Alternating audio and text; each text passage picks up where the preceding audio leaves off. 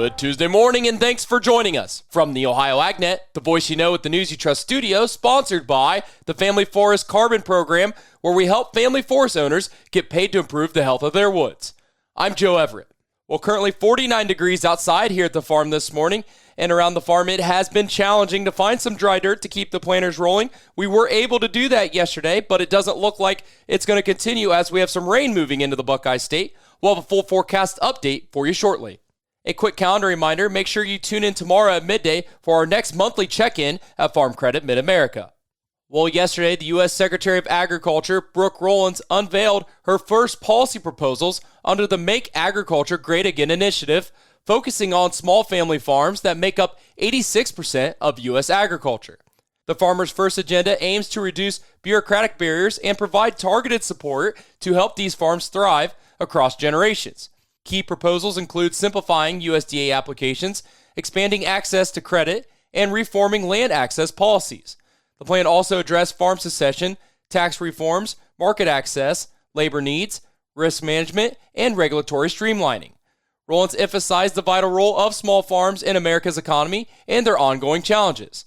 The USDA will collaborate with Congress, legal and tax professionals, and other federal agencies to implement these changes. The policy agenda follows the Farmers First Roundtable, where feedback from small farmers, ranchers, and agricultural leaders shape the proposed actions aimed to ensuring the sustainability and growth of small-scale family farming.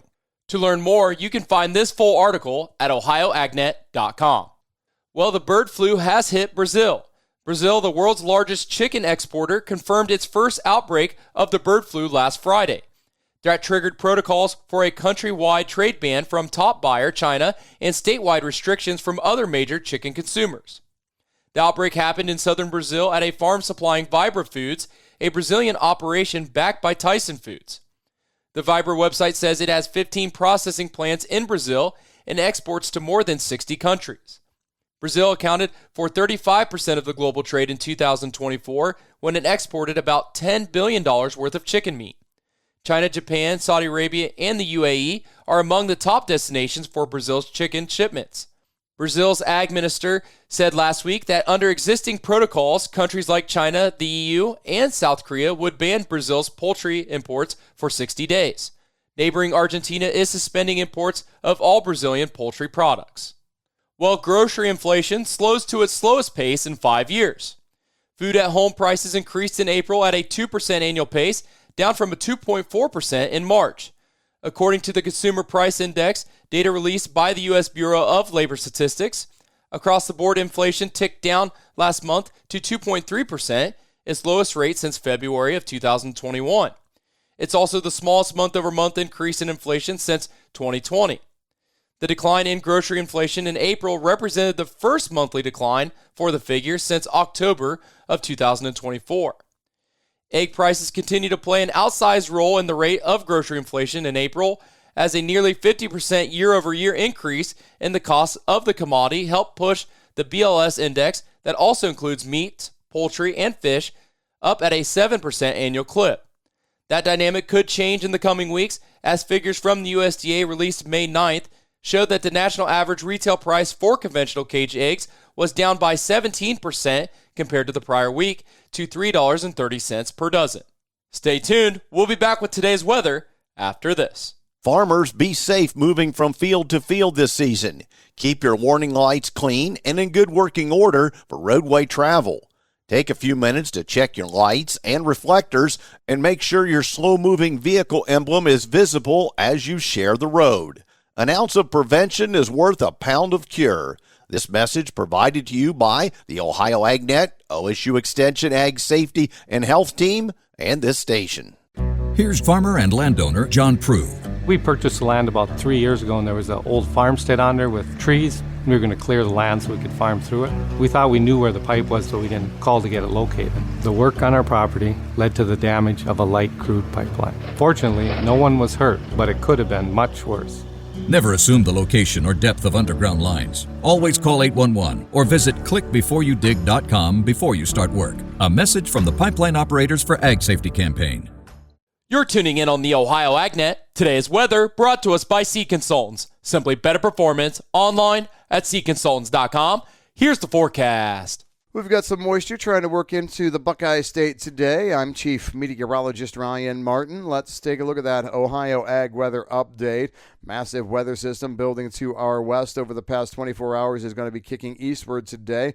Rain shower action pushing first into west and southwestern Ohio, spreading through the rest of the state later this afternoon, evening, and overnight. I do think we have lingering shower activity through Wednesday. 2-day rain totals right now, I still think 1/4 to 3/4 of an inch with coverage at 100% of the Buckeye State. Clouds, I think, will be strong all the way into early Friday. Most of that's due to the fact that much cooler air is coming in on the backside of this low.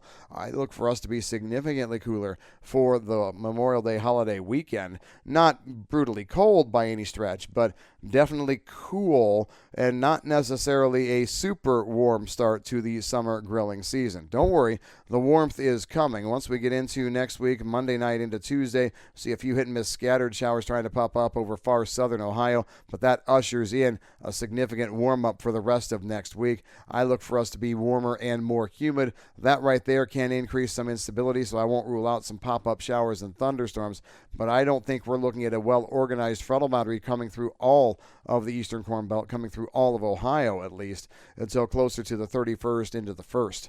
That's the way your forecast is stacking up. I'm Chief Meteorologist Ryan Martin. Hey, thanks, Ryan. Well, farmers have been working hard this planting season across the U.S. and here in the Buckeye State. Let's see how they're getting along. Coverage of the Ohio Crop Progress Report is sponsored by Unleaded 88. Save on fuel with the blue handle. Fill up with Unleaded 88. Discover more at ohiocornandwheat.org.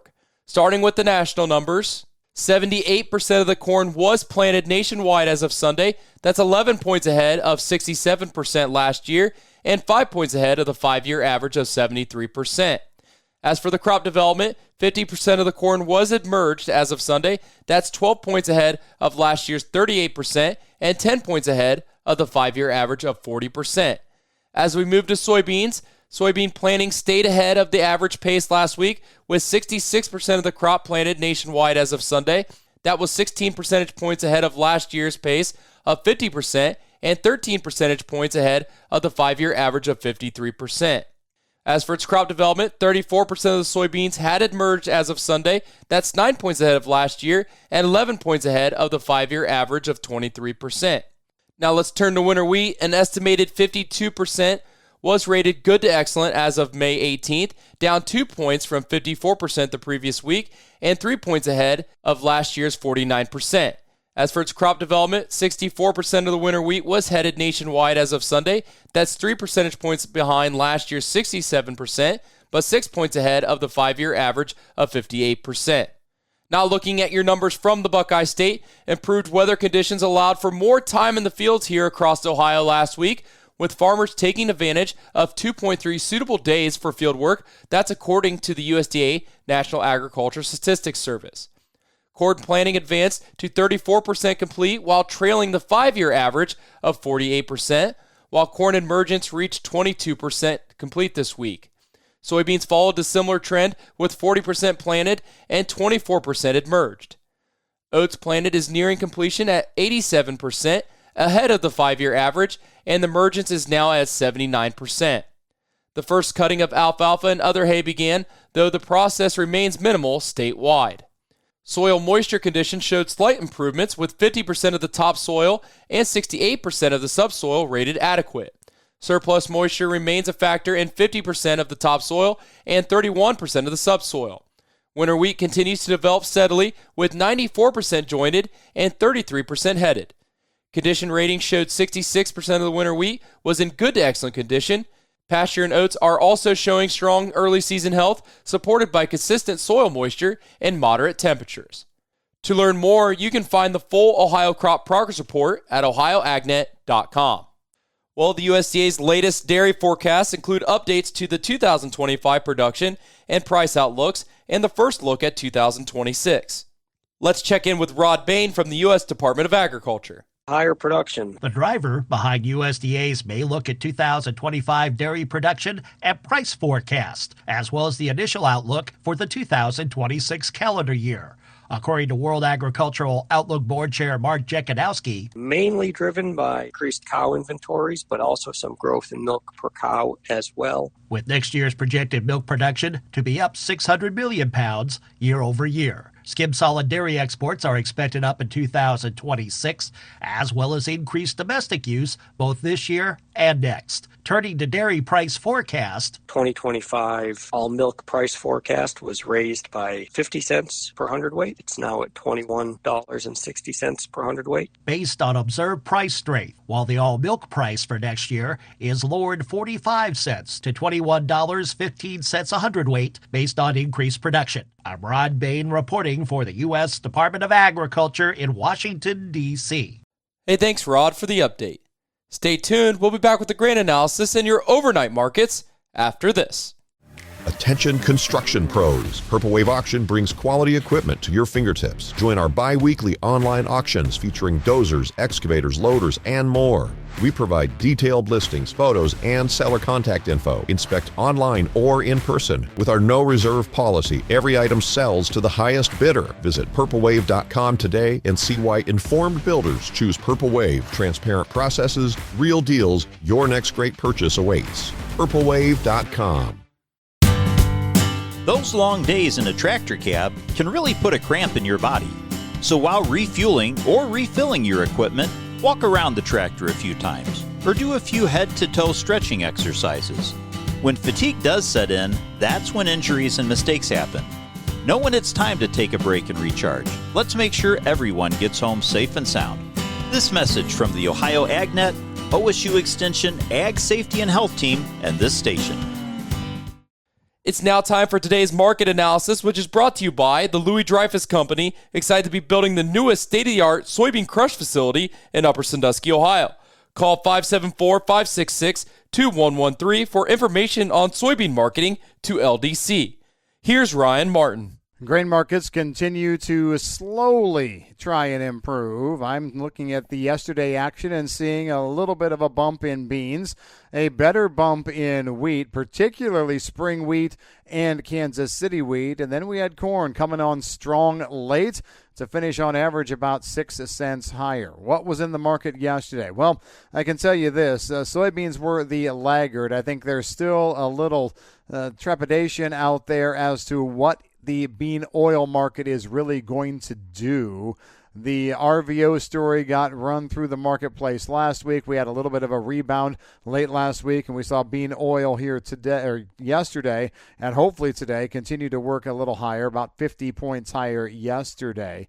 But outside of that, there's not a lot of good news. The U.S.-China trade talks are still in the marketplace, but nobody knows how those are going to turn out, and there's really no reason to get too super excited or bullish on beans right now. Weather's probably the biggest bullish argument, and that's only locally with a lot of the dry air that's been in here recently. That changes, though, today as a frontal boundary brings rain out of the plains and across parts of the Iowa, Illinois, Indiana area right on into Ohio. We have heard about some replants having to happen due to dryness or crusting or issues like that.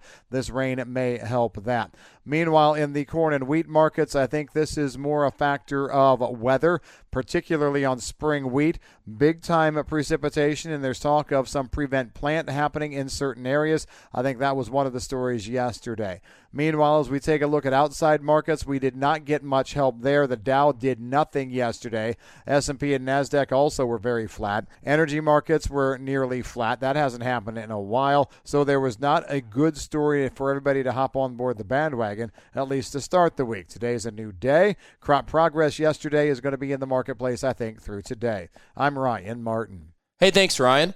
Now taking a look at your overnight trade brought to us by Seed Consultants. Simply better performance online at seedconsultants.com. July corn, 445 3/4, down 1 3/4. December new crop corn, 440 1/2, down 1 1/4. July soybeans, 1047 3/4, down 3 cents. November soybeans, 1034 1/4, down 2 3/4. July wheat, 529 1/2, up 1/2. Now looking at livestock from yesterday's close, June live cattle 212.97, up 75 cents. August live cattle 207.92, up $1.17. June lean hogs 99.25, down $1.07. July lean hogs 103.57, down 60 cents. And August feeder cattle 297.47, down 12 cents. Thanks for joining us. This is the Ohio AgNet.